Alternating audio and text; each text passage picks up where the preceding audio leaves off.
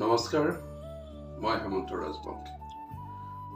যিবিলাক মানুহে ভাবে যে তুমি অনাকাংক্ষিত, সেই তেনে অনাকাংক্ষিত ব্যক্তি বা তেনে মানুহৰ ওচৰলৈ তুমি কেতিয়াও নাযাবা।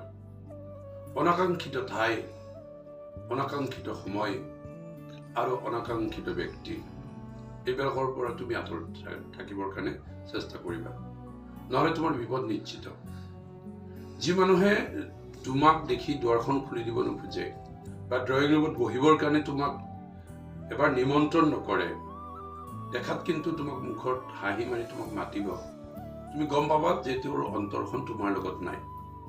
আৰু যি সমাজ বা যি ব্যক্তিৰ অন্তৰখন তোমাৰ লগত নাই, তেনে সমাজ আৰু তেনে ব্যক্তি তুমি এভইড কৰা। বহুতেই ইয়াৰ পৰাই বিপদত পৰিছে।